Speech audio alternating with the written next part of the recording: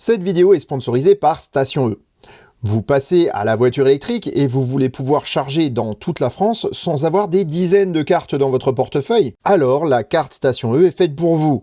Gratuite, elle vous permet de profiter de nombreux réseaux sur et hors autoroute avec une application claire, ultra pratique, tout aussi gratuite. En plus de proposer des centaines de points de recharge, Station E développe son propre réseau de bornes à prix tout doux. Disposées près des lieux de vie de tous les jours, les bornes Station E permettent des charges rapides avec plusieurs standards de prise. Le réseau est en pleine expansion et couvrira sûrement bientôt votre région. Votre commerçant préféré ou votre salle de sport se pose la question de mettre une borne de charge? Donnez-leur l'adresse du site Station E. Ils étudieront toutes les situations. Donc pensez-y, prenez la carte Station E si, comme moi, vous voulez vous déplacer partout sans vous demander si vous pourrez charger. Le lien est en description. Noël arrive, et comme chaque année, la hotte du Père Noël Tesla est pleine de cadeaux, mais seulement pour les enfants sages.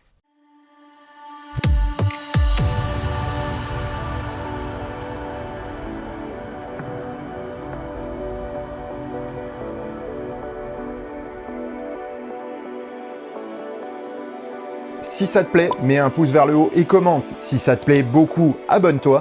Et si ça te plaît vraiment beaucoup, dis-le partout. Merci. 2022 a été une année bien compliquée pour Tesla, et ces derniers mois l'ont été encore plus en raison du rachat de Twitter par son patron.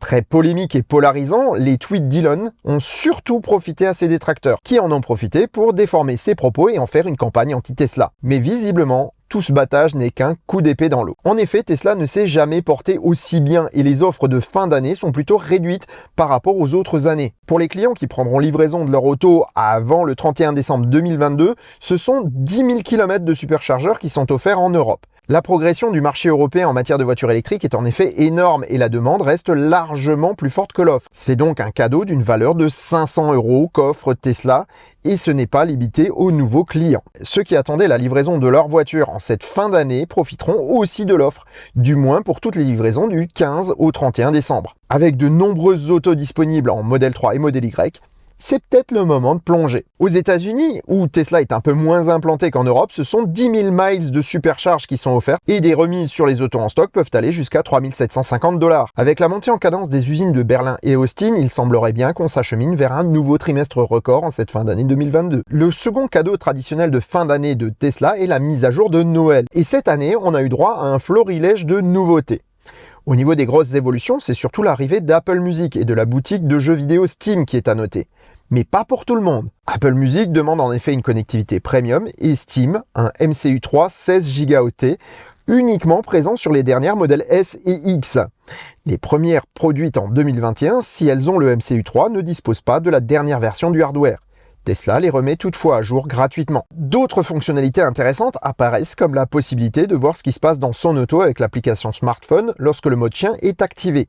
Pour cela, il faut disposer d'une auto ayant une caméra à l'intérieur. L'ensemble de l'interface utilisateur a été revu pour être plus agréable à utiliser. Énumérer toutes les fonctionnalités serait fastidieux, mais arrêtons-nous encore sur deux fonctions amusantes. Premièrement, le coussin péteur est désormais pilotable depuis l'application, et nul doute que cette fonction hautement inutile aura un très grand succès. Tout comme la deuxième fonctionnalité, la synchronisation des light shows entre plusieurs voitures. On espère avoir quand même quelques vidéos sympas d'orchestre de Tesla qui nous font des super spectacles. Pour une fois, cette mise à jour prend en compte énormément de demandes des clients et améliore de nombreux aspects de l'usage de l'auto.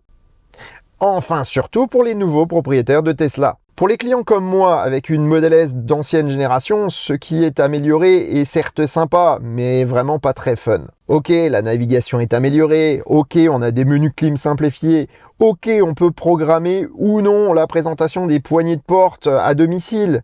Mais c'est pas fun. Je me souviens en 2017, la mise à jour de fin d'année, c'était l'arrivée du Père Noël, avec son traîneau, ses rennes et ses grelots quand on mettait le clignotant.